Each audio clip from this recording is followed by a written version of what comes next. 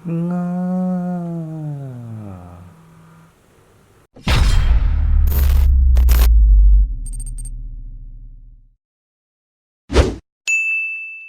วุบกับเขาแกสวัสดีท่านผู้ชมทุกท่านนะวันนี้ก็มาอยู่ในรายการแค่กองรีวิวนะผมก็คอยที่เก่านะ GBD นะ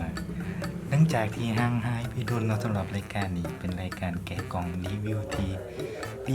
สื่อมากแต่ก็สิมารีวิวให้ว่ามันเป็นจังไดเนาะตามงบที่เฮามีแหละสิ่งที่เฮาอยากได้เฮาก็สิซื้อมารีวิวให้เบิ่งเนาะมื้อนี้เฮาสิมารีวิวนี่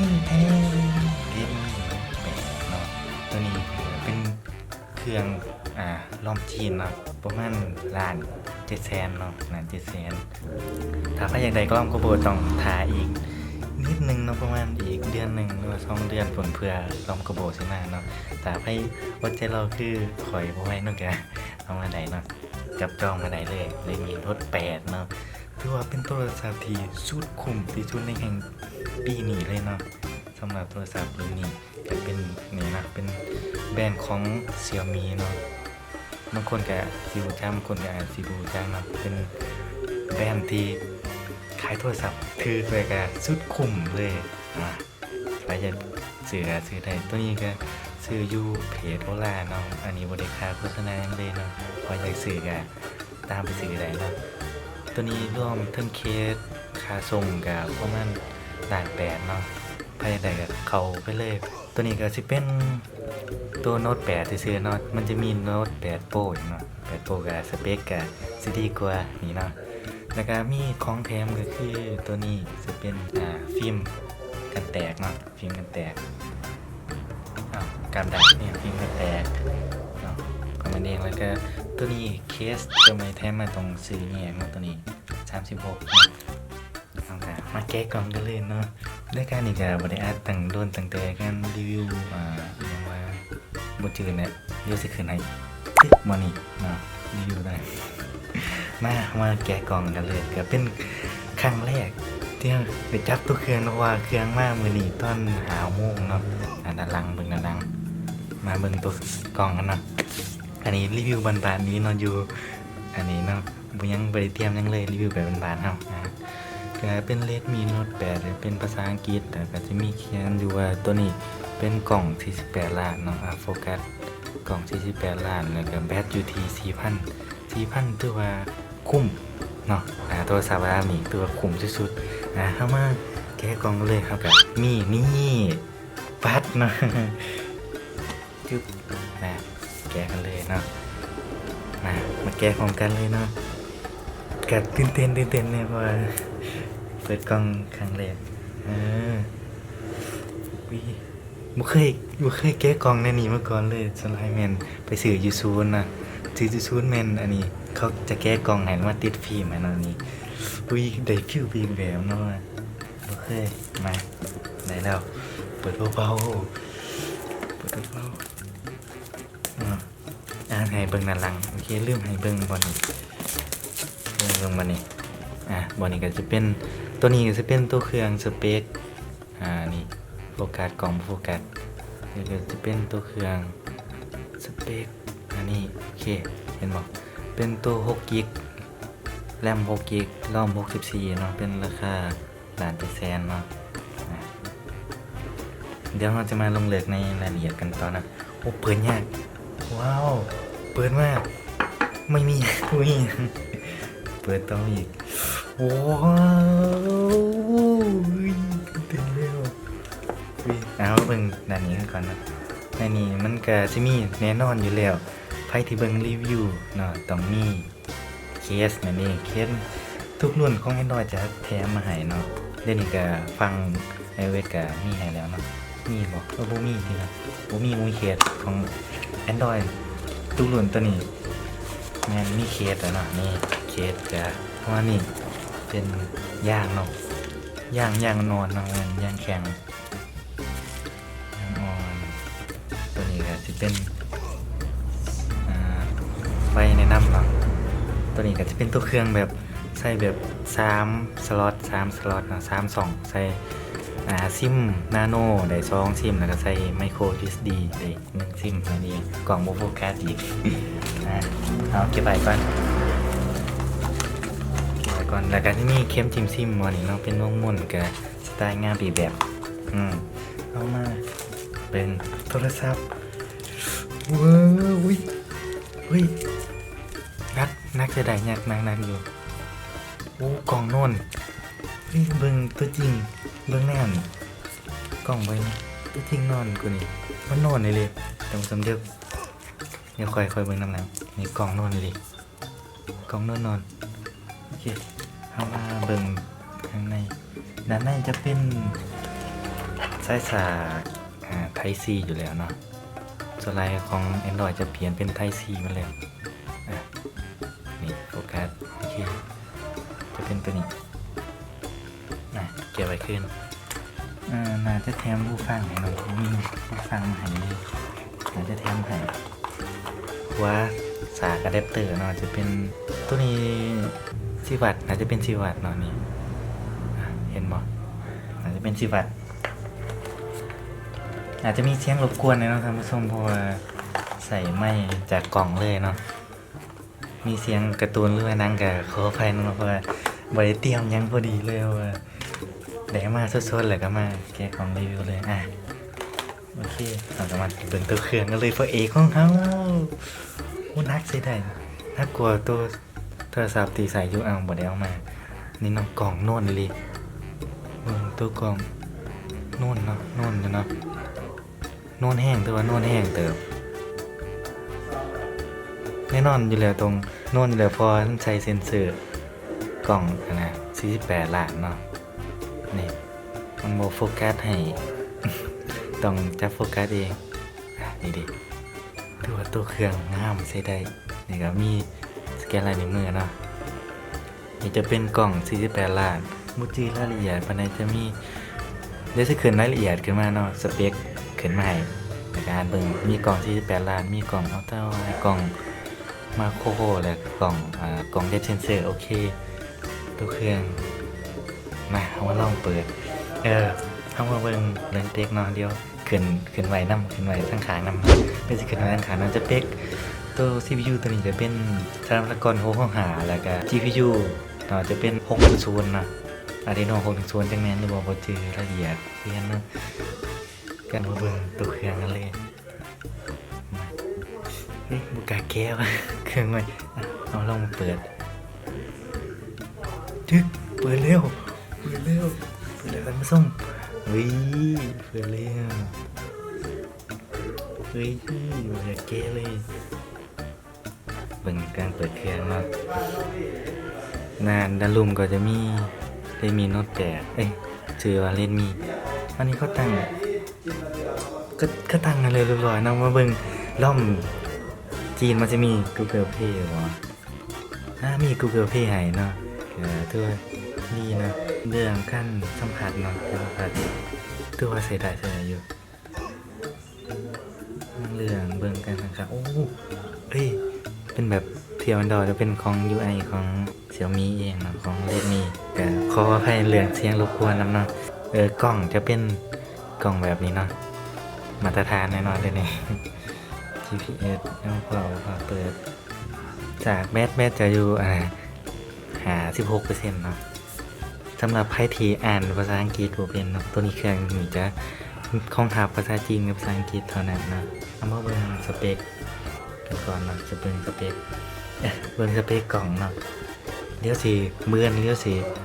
จากมือนี่สิลองถ่ายวิดีโอทดสอบกล้องล่างให้เบิ่งเนาะว่าจะเป็นจังได๋กันเนาะเอามาเบิ่งกันว่าจะเป็นจังได๋สิตัดสินใจซื้อหรือบ่นะฮะก็เบิ่งเนาะขอว่าปีมือใหม่เลยเนาะ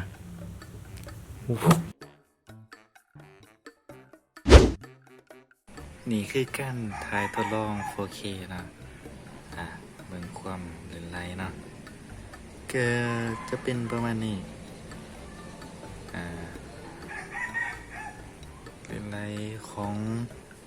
Redmi Note 8เนาะประมาณนี้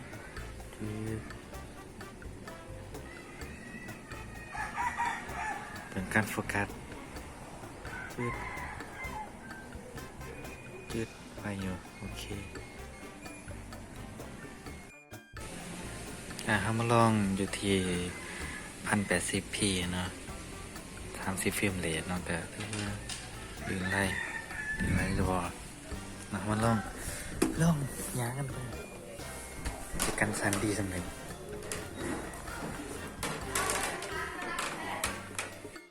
วันนี้เขามาลองกันสั่นของ 4K นะจะเป็นยังไงลองเลย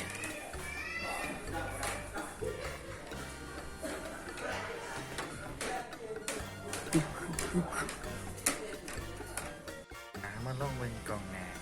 เนี่ยเลยเนี่ยใส่ได้อยู่โอเค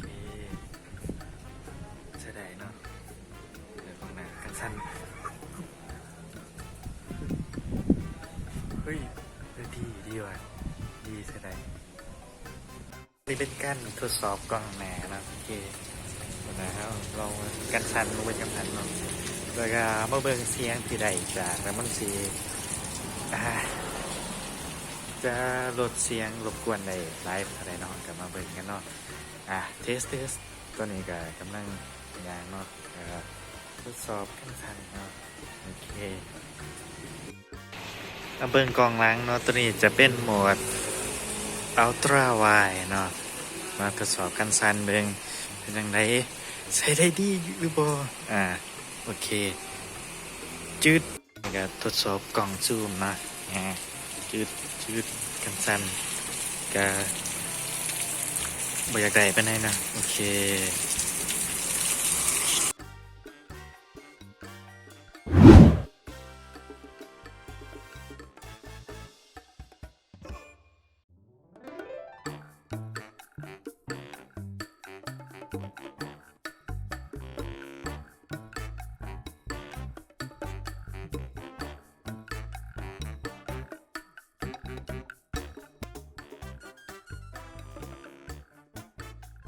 โอเคเนาะก็มาต่อจากมือใหม่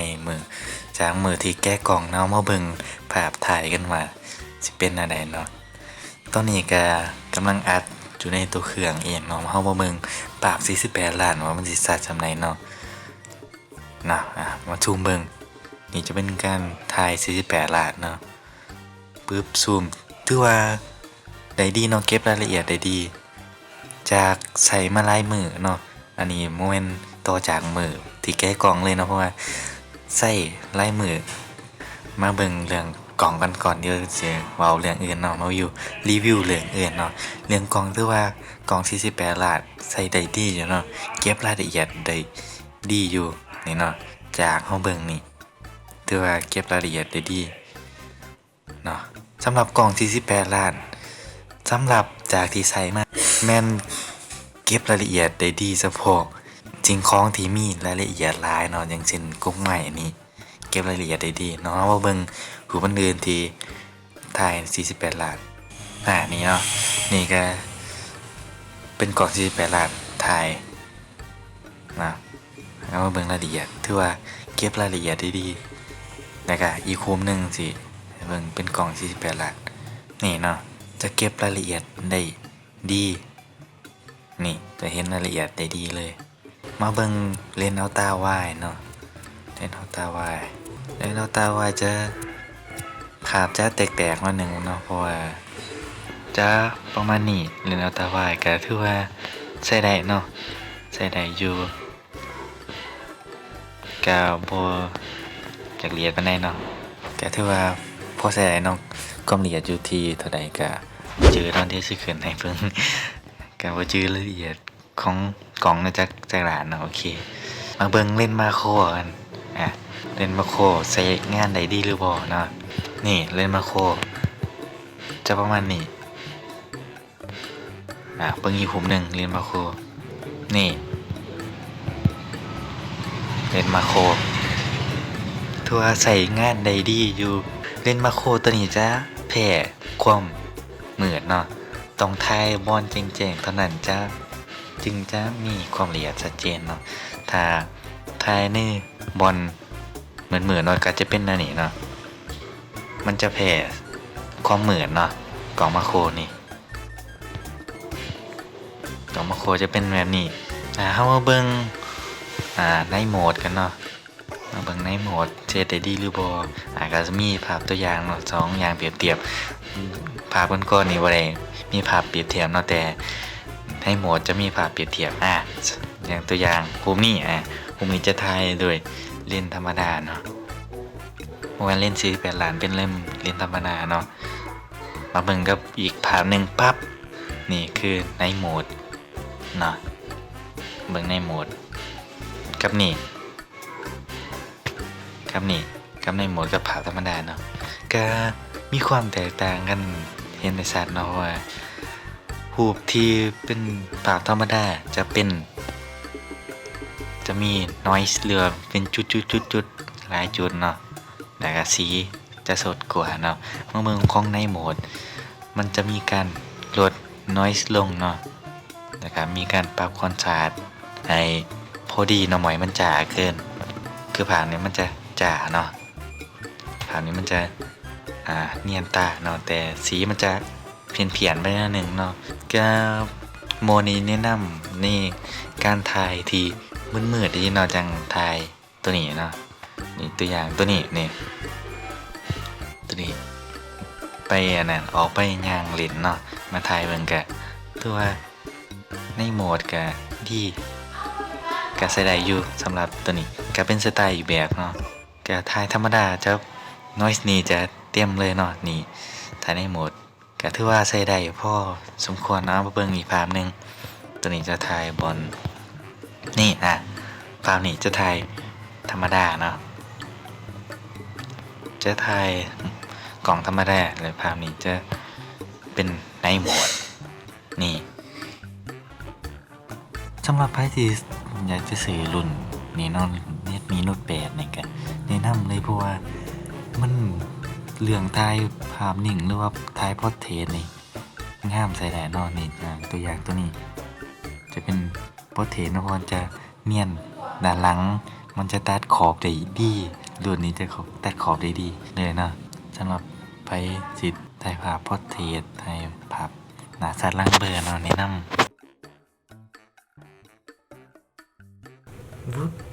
ก็ผ่านไปหลายวันเนาะก็เกือบอาทิตย์นึงได้แล้วที่เฮาใส่ Redmi Note 8นี่เนาะโอ้โหฟ้าหลังงามใส่ได้เบิ่งกันสะท้อนแสงเนาะโอ้สุดยอดวันนี้เฮามารีวิวก่อนอื่นมารีวิวหน้าจอเป็นยังไงหน้าจอสำหรับเบิ่งมาชัดเจนใส่ได้เลยสำหรับตัวนี้ตัวว่าสู่กับจอ AMOLED ได้เลยเนาะอาจจะบ่เทียบเท่าแต่สามารถสู่ได้เนาะอยู่นี่ถือว่าแสดงสีได้ออกมาคมชัดเนาะนี่โอเคถือว่าคมชัดชัดเจนอยู่เนาะหน้าจอถือว่าผ่านมาเบิ่งกล่องถ่ายรูปเรื่องการถ่ายรูปนี่ถือว่าผ่านอยู่แล้วเนาะสำหรับกล่องหน้ากล่องหลังโดยเฉพาะแม่นกันถ่ายภาพหน้าสัตว์ล่างเบอร์นี่แม่นสุดยอดเนาะมานี้เฮามาเบิ่งเรื่องอันนี้เนาะเรื่องนี้เนาะรีโมทถือว่าพิเศษสุดๆก็คือรีโมทนี่แหละใส่เป็นรีโมทสำหรับใครที่ลงลืมเนาะลืมบอลไว้รีโมทก็สามารถคอนเนคหาได้เนาะสามารถเปิดได้เนาะตามที่ต้นคลิปได้แสดงให้เห็นง่ายเลยเนาะต้นคลิปแสดงให้เบิ่งเนาะดิซิเบอร์เข้าให้เบิ่งนะ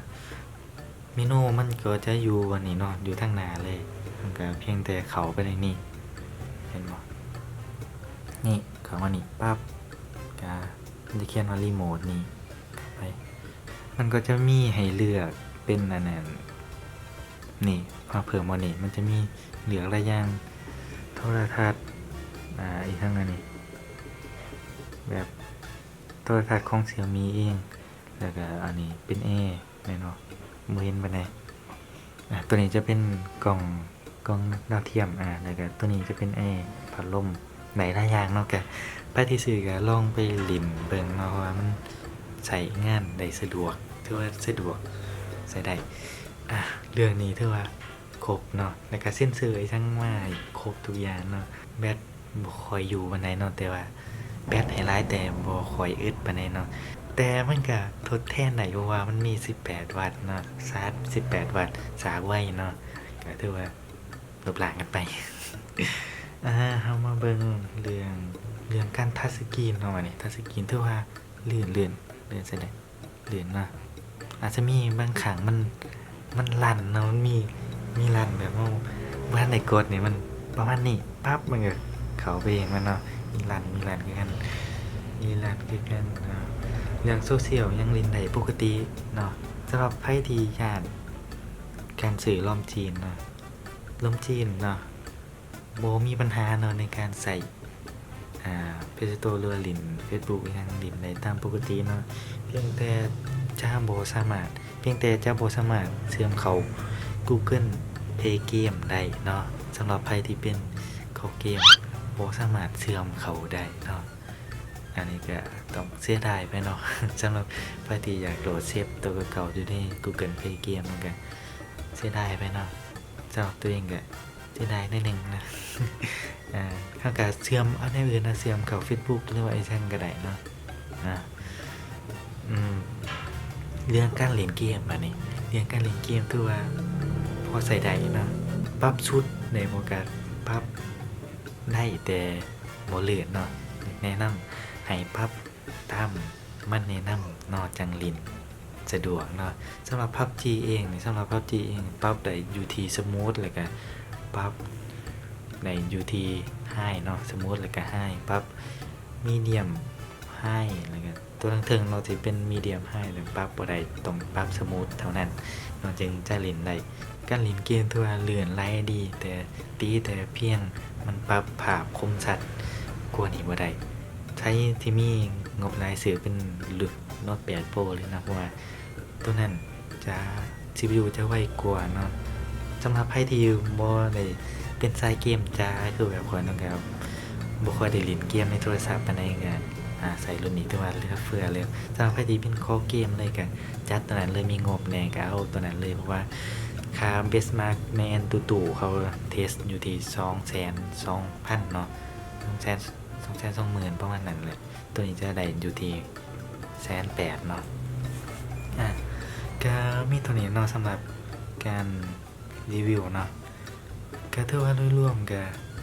มักเนาะแต่มีตีเรื่องเนี้ยก็คืออันนี้เนาะเป็นหอยนิ้วมือ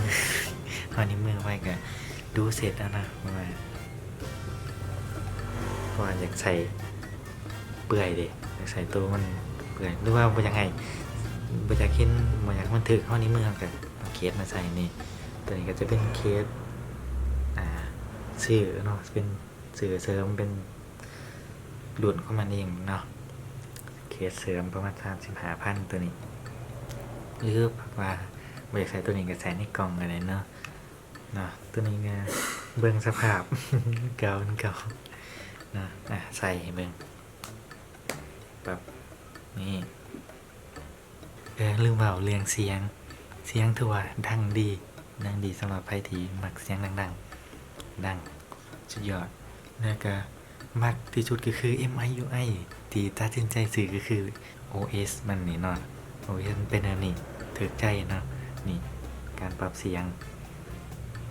สามารถเข้าตั้งค่าหรือปรับเสียงนี่ตัวนี้ก็จะเป็นเสียงกิ่งเนาะตัวนี้เสียงเตือนส่วนว่าอันนี้มุมปลุกเนาะนี่ก็เสียงเพลงเสียงหยังไปคนใดแรกพิเศษรุ่นนี้สามารถโหลดทิมในหลาย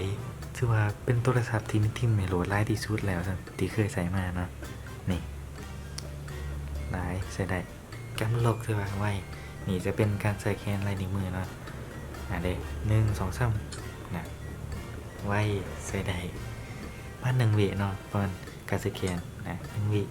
สามารถเพิ่มลายนิ้วมือได้ประมาณสูงสุด5 นิ้วมือเนาะเอาเบิ่งกันสแกน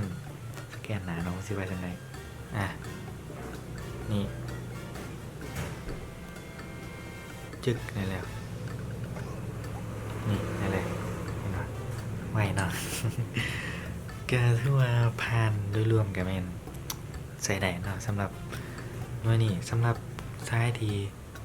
มักเบิ่ง YouTube บ่มักค ค่อยเล่นเกมมาในสื่อตัวนี้เนาะสำหรับไพ่ที่มักสายเกมก็เอา1.8ไปเลยเนาะมีงบเติมงบเข้าไปประมาณล้านเก่าเนาะเติมประมาณเติมอีก200,000มันก็ได้แล้วนั่นก็โดยรวมก็ถือว่าได้เลยเนาะ Redmi Note 8นั่นนี่สำหรับวันนี้ก็ต้อง